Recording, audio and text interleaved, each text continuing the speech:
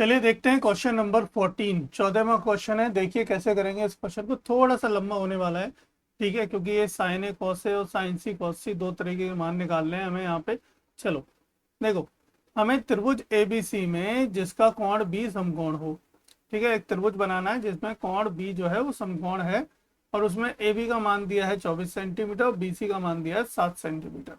ठीक है, तो निम्नलिखित का मान ज्ञात कीजिए। तो यानी कि हमें एक दो सवाल दिए हैं, दो आंसर मतलब चार आंसर आएंगे। पार्ट 1 के दो क्वेश्चन और पार्ट 2 के दो।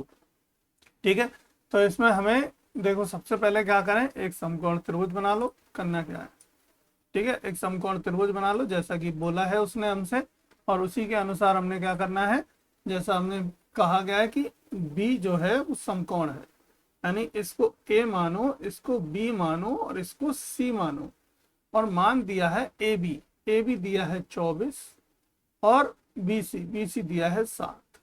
हमें क्या निकालना है, कर्ण निकालना है। ये क्या होता है, कर्ण, क्योंकि 90 के सामने वाली भुजा हमेशा क्या होती है, कर्ण। समकोण के सामने वाली भुजा हमेशा क्या कहलाती है, कर्ण कहलाती है। यानी कि हमें क्या निकालना है, ए सी का स्क्वायर बराबर क्या होता है, ए बी का स्क्वायर प्लस बी सी का स्क्वायर। अब ए बी का स्क्वायर यानी कि 7 का स्क्वायर, बी ए बी का स्क्वायर यानी कि हमारा होगा 24 यानी 24 का स्क्वायर, प्लस बी सी यानी कि 7 है तो 7 का स्क्वायर। ठीक है, चलिए अब देखो 24 का स्क्वायर कितना होता है, 576 576। 7 का कितना होता है, 7 सत्तू सत्तू 49। अब इनको जोड़ दोगे तो देखो बैठेंगे 625। तो ए सी बराबर आ गया, ए सी का स्क्वायर बराबर आ गया 625। तो ए सी बराबर क्या लिख सकता है, रूट में 625। इसका मतलब कितना आ गया हमारे पास, 25। ठीक है, ए सी का मान 25 निकल के आ गया, तो ये लिख दो 25। ठीक है, अब देखो पार्ट 1 के लिए पहले सॉल्व करेंगे। साइन ए निकालना है और कॉस ए निकालना है। साइन ए क्या, साइन क्या होता है, देखो ए, जब ए मतलब है, यहाँ पे ए का मतलब क्या है, ए का मतलब है कि कोण ए दिया है, कोण ए के सामने वाली भुजा क्या कहलाएगी उस समय, लंब कहलाएगी। ठीक है, तो लंब यानी कि देखो ये हो गया हमारा लंब बटे कर्ण। साइन क्या होता है, लंब बटे कर्ण। और हमारा कॉस क्या होता है, आधार बटे कर्ण, आधार बटे कर्ण। ठीक है, तो ए यानी जब ए एंगल है तो लंब क्या होगा हमारा 7। ठीक है, तो यहां लिख दो 7। कर्ण तो वही रहने वाला है 25। आधार कितना होगा 24, कर्ण क्या होगा 25। ठीक है, तो ये तो हो गए हमारे पार्ट ए के आंसर। अब इसमें हमारे पार्ट 2 पे चलते हैं। ठीक है, तो साइन सी निकालना है हमें यहाँ पे, और कॉस सी निकालना है हमें यहाँ पे। देखो साइन सी यानी देखो साइन का मतलब होता है लंब बटे कर्ण, ये बदलता नहीं है, ये तो ऐसे ही रहेगा लंब बटे कर्ण। और कॉस क्या होता है, आधार बटे कर्ण।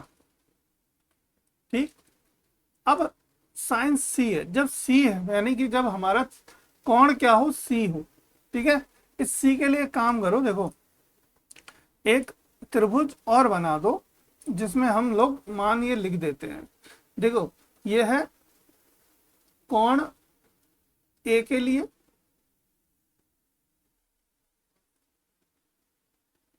और ये हमारा है कोण सी के लिए। ठीक है, देखो ये ए, ये बी, ये सी। ठीक है, वही मान तो वही रहेंगे सब, 24 7 और ये 25। ठीक है, अब यहाँ पे वो कह रहा है कि जब कोण सी हो तो सी के सामने वाली भुजा जो है बेटा लंब कहलाएगी। यानी अब यहाँ पे कितना हो जाएगा 24, और यहाँ तो रहेगा वही 25, और यहाँ क्या हो जाएगा, यहाँ हो जाएगा हमारा आधार, यानी आधार कितना हो जाएगा, अब ये वाला, ये आधार हो जाएगा। आधार कितना हो गया, अब 7। कर्ण तो वही रहे ना 25। ठीक है, इस तरीके से हमारे दोनों आंसर आ गए। एक ये वाला भी आंसर आ गया हमारा, और ये वाले आंसर चेक कर लो आप अपनी किताब में, देखो बिल्कुल सही उत्तर आए होंगे, कोई भी दिक्कत नहीं है। ठीक है, तो ऐसे करके आना है, गलती नहीं करनी है बिल्कुल भी। तो इस कोण का हमेशा याद रखें, कोण के सामने वाली भुजा लंब होती है, समकोण के सामने वाली भुजा आधार होती है, बची शेष भुजा, सॉरी कोण 90 कोण के सामने वाली भुजा कर्ण होती है, कोण के सामने वाली भुजा लंब होती है, बची शेष भुजा आधार होती है। ये बात याद रखना। ठीक है, चलिए आगे बढ़ते हैं।